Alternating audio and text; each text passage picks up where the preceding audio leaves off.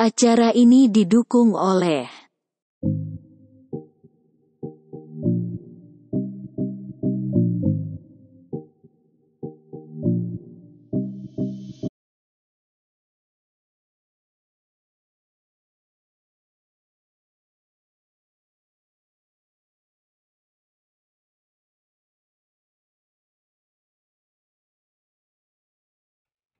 Karena setelah saya amati, ternyata Indonesia itu sangat kaya sekali akan sumber daya alam. Boleh dibilang saya ini tidak nasionalis, karena saya menjual tanah air.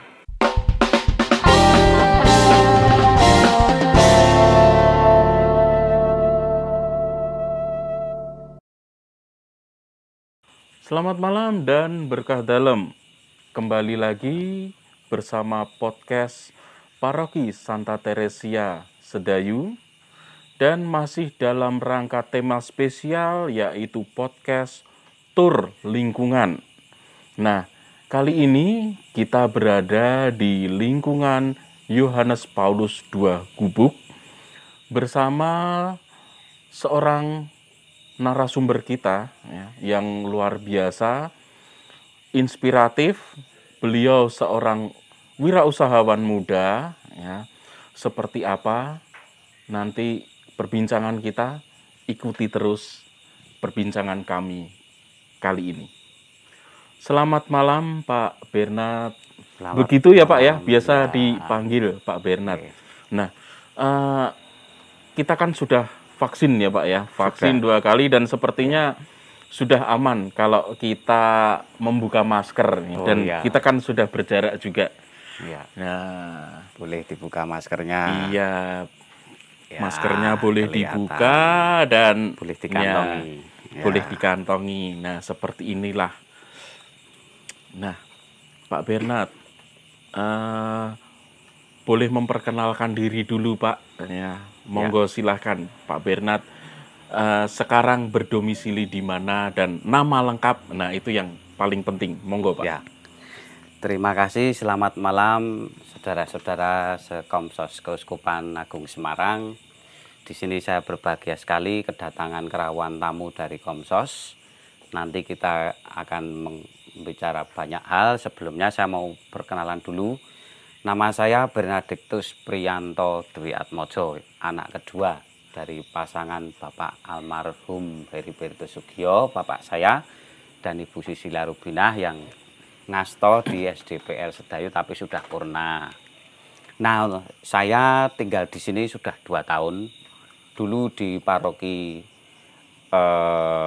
Gereja Hati Kudus Yesus Pugeran dan sekarang pindah ke Santa Teresia Sedayu dan di lingkungan Yohanes Paulus kedua. Ya, Seperti berarti itu, sudah 2 tahun ya Pak ya di sini. Sudah 2 tahun ya. Pas awal corona 2 tahun. Nah, Pak Bernard, selama ini Pak Bernard dikenal sebagai seorang wirausahawan muda. Nah, dengan sekarang kita melihat apa yang ada di depan kita saat ini, ya ini semua berupa produk-produk display ya dari apa yang menjadi bisnis gitu ya, boleh dikatakan menjadi bisnisnya Pak Bernard.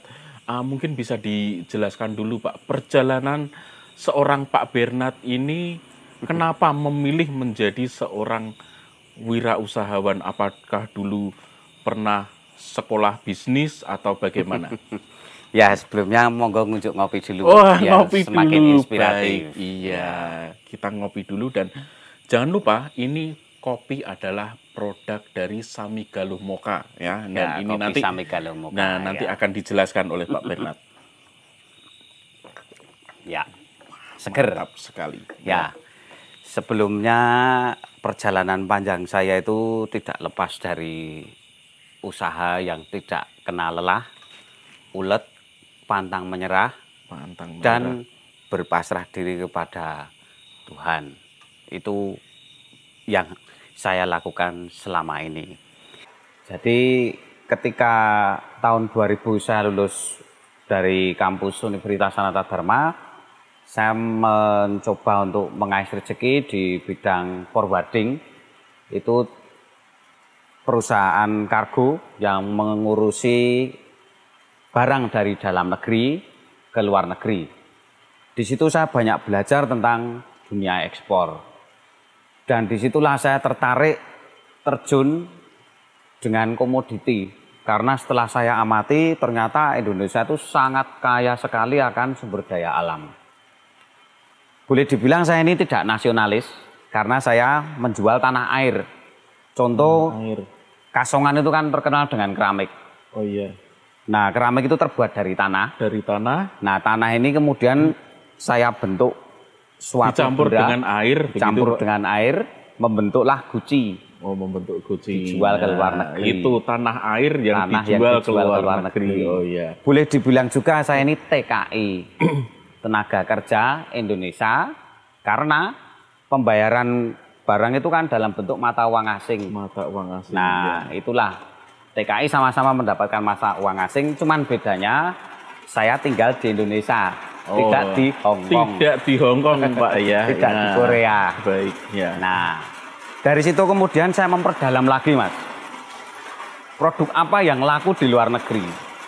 Setelah saya browsing, kemudian cari informasi, jatuhlah pilihan saya pada kopi dan produk turunan kelapa. Produk turunan kelapa. Ya, kopi itu adalah bisnis nomor 2 di dunia setelah minyak. Kopi, oh ya, bisa kita lihat ini adalah kopi ya. Kopi biji seperti ini. Iya, kopi. Dan Indonesia kaya sekali akan banyak varian kopi yang diminati oleh orang asing. Disitulah saya jatuh hati untuk memulai bisnis kopi yang kemudian saya runut sampai akhirnya saya menjadi petani juga dan sampai keluar produk kopi dalam bentuk kopi bubuk. Kopi bubuk. Kemudian selain itu juga ketika saya berada di kebun kopi, mak bedundung saya pegang pohon kelapa. Pohon kelapa. Lah ini semoga mendatangkan rezeki. Iya. Saya utak-atik Mas itu pohon kelapa itu ternyata mulai dari jualan kelapa saya pernah, mulai ngolah serabutnya saya pernah, sampai dengan produk turunan menjadi minyak kelapa. Minyak yang berada di sana. Yang berada di depan ini. Baik, ya. Juga ada produk turunan lain selain minyak yaitu gula kelapa. Gula kelapa. Ya, iya, gula kelapa. Seperti yang ada di sini ini yang gula kelapa. Nah mungkin boleh diceritakan satu persatu Pak, produk ini ya, ini kan berupa turunan. Nah mungkin dari sana dulu, dari mulai gula kelapa. Nah gula kelapa ini fungsinya apa itu Pak? Apakah sama dengan gula-gula yang seperti gula tebu atau mungkin gula aren semacam itu? Nah terus kemudian nilai ekonomisnya itu seperti apa? Oh ya, baik.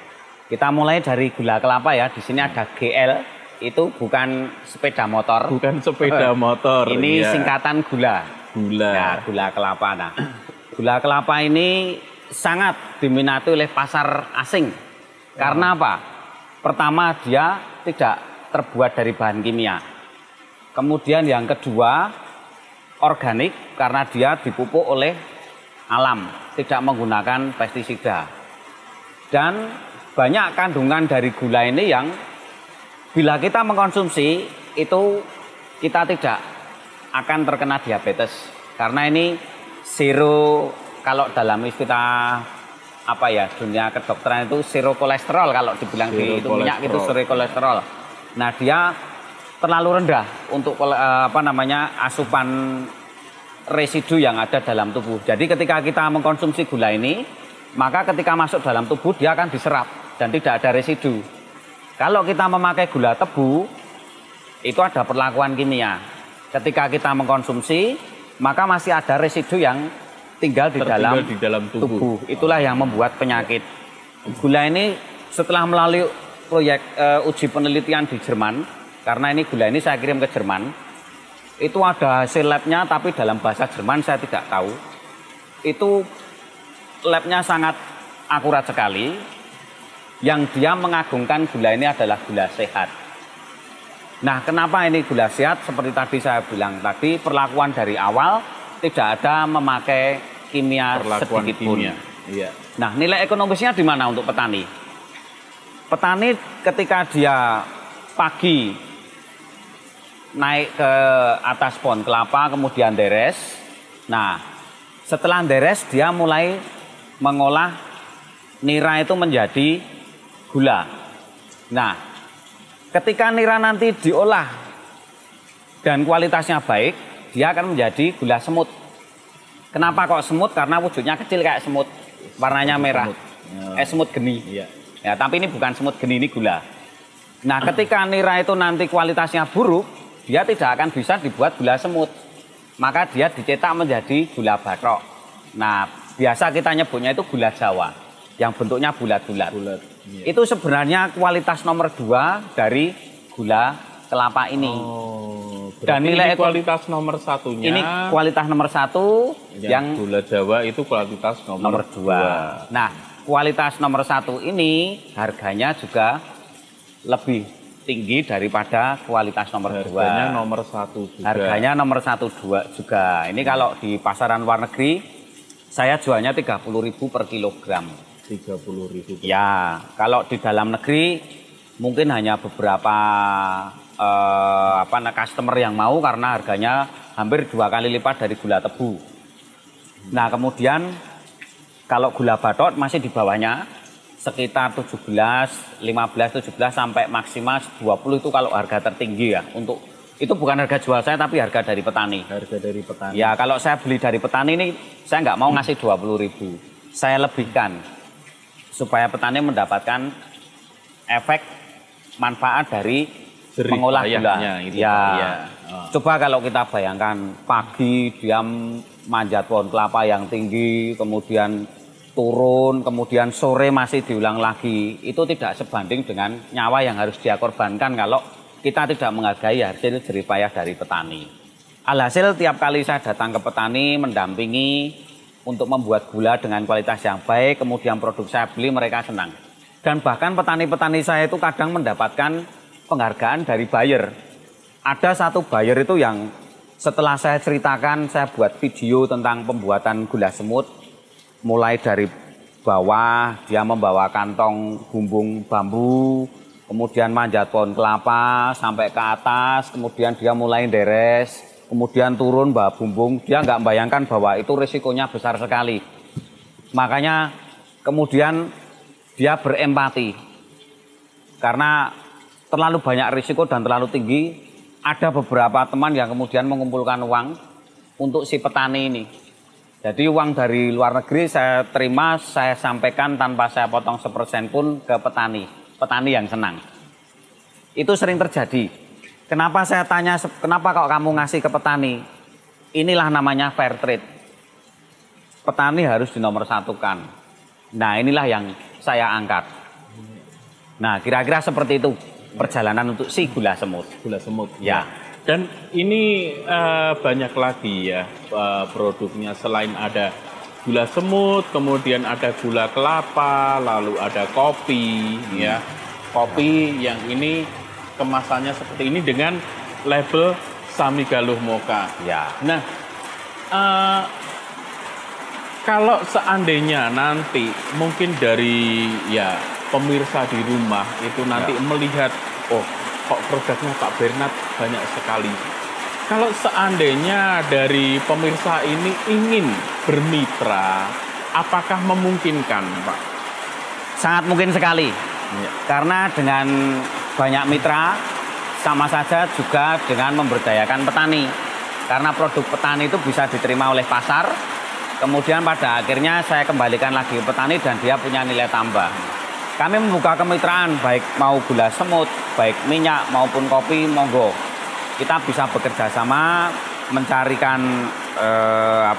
mari kita bertumbuh bersama, mari kita berkembang bersama, mari kita sejahtera bersama. Ya, jadi nanti bagi para pemirsa yang tertarik ya untuk bermitra dengan mengembangkan produk-produk ini, ya silahkan menghubungi Pak Bernard. Nah, nanti nomor kontaknya ya bisa diperoleh di ya nanti ada deskripsinya ya. Nah, baik Pak Bernard, selain tadi tujuan Pak Bernard itu mengekspor produk-produk ini, apakah ada juga produk dari Pak Bernard ini yang kemudian dijual di dalam negeri, atau ya katakanlah masyarakat kita ini bisa ikut mencicipi atau merasakan. Nah, itu di mana untuk bisa mencicipi produk-produk Pak Bernard ini? Baik, untuk semua produk itu memang saya tangani langsung dan hanya ada di satu atap karena saya menjaga kualitas. Seandainya pemirsa mau bermitra, mau membeli produk, ya belilah di sini. Di sini nanti sambil ngopi, sambil saya buatkan makanan dari gorengan minyak kelapa, sambil mencicipi kopi dengan gula semut. Nanti pemirsa akan nanti tahu, merasakan, oh ternyata gula itu seperti ini, minyak seperti ini, dan sebagainya. Nah, nanti saya tunggu di rumah. Nah, ya.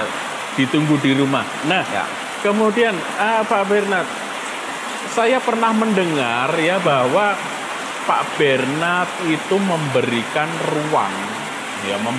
ruang kepada ya seseorang, ya katakanlah itu sahabat muda kita untuk berkeliling menjadi mitra pemasaran produk Pak Bernard. Nah, itu boleh diceritakan Pak, itu seperti apa? Ya. Untuk kemitraan yang sudah jalan selama ini, itu kopi. Ya. Sampai saya membuat itu kopi keliling. Kopi keliling. Nah, selama ini sudah jalan, tapi baru sebatas jalan mengawali. Ya. Belum lama, berselang baru sekitar 1-2 bulan. Nah, kemitraan nanti akan saya buka itu untuk bermitra menjual kopi keliling dengan semua modal dari saya. Dan nanti mitra menyediakan tempat atau kendaraan, semua saya isi, dan kita nanti akan berkolaborasi dan bekerja sama. Mari kita mengais rezeki bersama-sama. Kira-kira seperti itu. Ya. Nah, pemirsa sekalian, jika Anda ingin bermitra, entah itu dengan produk-produk yang ada seperti minyak kelapa, gula semut ya, kemudian kopi, atau menjadi mitra untuk kopi keliling. Nah, silahkan untuk menghubungi Pak Bernard ya. Jadi jika Anda berminat dan tertarik, nah nanti bisa termasuk konsultasi untuk bisnisnya ya Pak Bernard ya. Konsultasi untuk bisnisnya. Nah, baik, lalu Pak Bernard, rencana Pak Bernard sendiri dengan sekian banyak produk, terus kemudian dengan kondisi yang boleh kita katakan umat paroki Sedayu yang dalam tanda kutip bisa untuk diberdayakan menjadi mitra. Nah, itu apakah Pak Bernard juga memiliki rencana untuk memperluas jejaring kemitraan ini bersama ya khususnya umat di paroki Sedayu ini, Pak Bernard? Ya, kalau untuk kemitraan memang saya prioritaskan itu umat kita dulu, karena memang banyak umat kita itu yang masih menjadi PR, perlu dibantu untuk istilahnya supaya dia juga mendapatkan income tambahan, juga punya pekerjaan. Nah, terutama di paroki Sedayu seperti kemarin yang disampaikan Romo Heri waktu khotbah di gereja, itu masih ada keluarga prasejahtera 177. Kemudian jumlah OMK-nya kurang lebih ada 1000-an. Ini kan potensi yang bagus kalau kita bisa ngelola untuk maju bersama dengan produk dari negeri sendiri. Nah, kalau semisal nanti dari OMK atau dari teman-teman yang memang mau berminat mengembangkan atau membuka lapangan pekerjaan dan mau mendapatkan income, monggo sowan ke sini sambil ngopi, kita duduk bersama, kita mengobrol, membicarakan masa depan, membicarakan rumah masa depan. Ya. Rumah masa depan. Ya. Ya. Kemudian apakah ada syarat khusus untuk menjalin kemitraan ini, Pak Bernard? Tidak ada syarat khusus, yang penting punya niat. Punya kemauan. Ya. Nah, ini perlu digarisbawahi. Ya. Punya niat dan kemauan. Ya. Nah, kemudian apa lagi, Pak Bernard? Cowok apa cewek tidak masalah. Kemudian istilahnya dalam berbisnis itu kan dinamis. Melihat segala sesuatu itu kita harus pintar menangkap peluang. Nah, dengan nanti punya niat, punya kemauan, saya yakin itu salah satu cara untuk mengentaskan salah satu prasejahtera. Supaya nanti dengan berbekal seperti kemauan dan niat dan ulet itu sudah cukup bagi saya. Bagi rekan-rekan yang mau memulai pun saya sarankan itu seperti itu saja modalnya. Tidak usah menggunakan uang. Tidak usah menggunakan Ya. uang. Iya. Jadi tidak perlu takut jika tidak memiliki modal ya. Ya. Yang penting ada kemauan, Ada niat. ada niat. Nah, bisa ya lagi-lagi datang ke tempat Pak Bernard ya. Lokasi rumah Pak Bernard itu ada di lingkungan Yohanes Paulus II Gubuk ya. Jadi nanti di kolom deskripsi bisa melihat nomor kontaknya. Nah, mungkin ada media sosial yang bisa dipergunakan atau umat kita bisa melihat kalau mau berkontak dengan Pak Bernard, media Ya. sosialnya apa, Pak? Untuk medsosnya kita ada di Instagram Sami Galuh Moka. Sami Galuh Moka Ya. Instagram Sami Galuh Moka Ya. Itu. Nah, nanti silahkan bisa melihat lebih lanjut, melihat lebih luas dan atau datang langsung ke rumah Pak Bernard. Begitu Ya. Pak. Nah, Oke. nah Pak Bernard, dengan produk seperti ini ya Pak Bernard ya. Ya. Nah, ini apakah ini hanya produk kopi satu-satunya atau ada berapa jenis yang Pak Bernard punya? Kalau untuk produk kopi itu varian ya Mas. Ya. Varian kopi itu saya menangani 3 varian. Java Mocha Robusta, kemudian Excelsa, dan Arabica. 3 varian kopi ini kopi bawaan dari Belanda waktu menjajah Indonesia.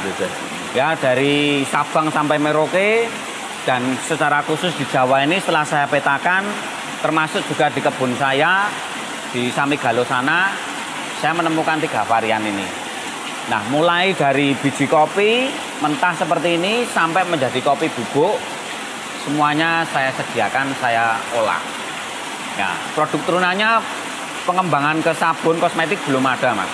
Baru mencari mitra yang nanti mungkin barangkali bisa mengembangkan membuat sabun dari kopi, kemudian minyak pewangi dari kopi, pokoknya bahan bakunya kopi. Memang mau rencana merambah ke sana tapi masih mencari mitra. Barangkali nanti dari umat ada yang mau bermitra, dengan senang hati mari kita bersama-sama maju bersama. Maju bersama. Baik. Nah, Pak Bernard, sebelum kita menutup acara ini ya, mungkin adakah pesan yang ingin disampaikan Pak Bernard kepada seluruh pemirsa dimanapun berada, terutama yang berkaitan dengan kemitraan ini tadi? Silakan, Pak. Ya, kalau pesan saya selagi masih ada peluang, masih ada kesempatan, Tuhan memberikan kehidupan, jangan kita sia-siakan. Ini kita kalau kita sia-siakan, kita masih muda, yang masih muda terutama, jangan malas. Yang penting maju, bergerak, dan hasil nanti akan mengikuti. Jangan malu, jangan gengsi, jangan mudah putus asa, ada peluang, mari langsung kita kerjakan. Itu sama seperti waktu saya memulai bisnis, saya tidak gengsian, saya tidak pemalu. Apa saja saya lakukan, yang penting itu halal dan bisa menghasilkan. Seperti itu, Mas. Ya. Ya. Nah, menarik sekali. Jadi untuk pemirsa sekalian, sekali lagi yang ingin menjalin mitra, yang ingin memiliki usaha, namun minim modal atau bahkan tidak punya modal sama sekali ya, Ya. Pak Bernard. Nah, bisa menghubungi Pak Bernard. Nah, demikian sahabat dan juga umat Paroki Santa Teresia Sedayu. Podcast kita kali ini masih dalam rangka tur lingkungan di sekitar Paroki Sedayu. Dan terima kasih Pak Bernard atas kesempatan ngobrol bersama. Dan semoga apa yang telah disampaikan oleh Pak Bernard, apa yang kita obrolkan kali ini menjadi inspirasi untuk pemirsa sekalian. Dan jangan lupa saksikan tayangan-tayangan podcast Komsos Santa Teresia Sedayu dalam tema-tema apapun. Nah, kita masih punya nanti podcast tur lingkungan, kemudian podcast tur kapel ya, karena kita memiliki agenda-agenda di sana. Dan jangan lupa ya, subscribe, like, dan komen. Nah, untuk kali ini spesial bagi para pemirsa ya, ada kuis. Nah, kita ada giveaway menarik yang nanti akan pemirsa dapatkan dengan memberikan jawaban di kolom komentar. Pertanyaan kali ini sangat mudah sekali. Jika teman-teman tadi menyaksikan obrolan kami ya, dari awal hingga akhir, ya pasti teman-teman mengetahui. Pertanyaannya adalah, apa nama produk kopi dari Pak Bernard? Apa nama produk kopi dari Pak Bernard? Dan itu juga yang menjadi yang menjadi nama di media sosial Pak Bernard. Ya, jangan lupa lihat terus dari awal hingga akhir untuk Anda mendapatkan hadiah dari kami. Dan terima kasih atas kebersamaan kali ini. Sampai jumpa, selamat malam dan berkah dalam. Sedayu penuh berkah, jadi berkah. Terima kasih.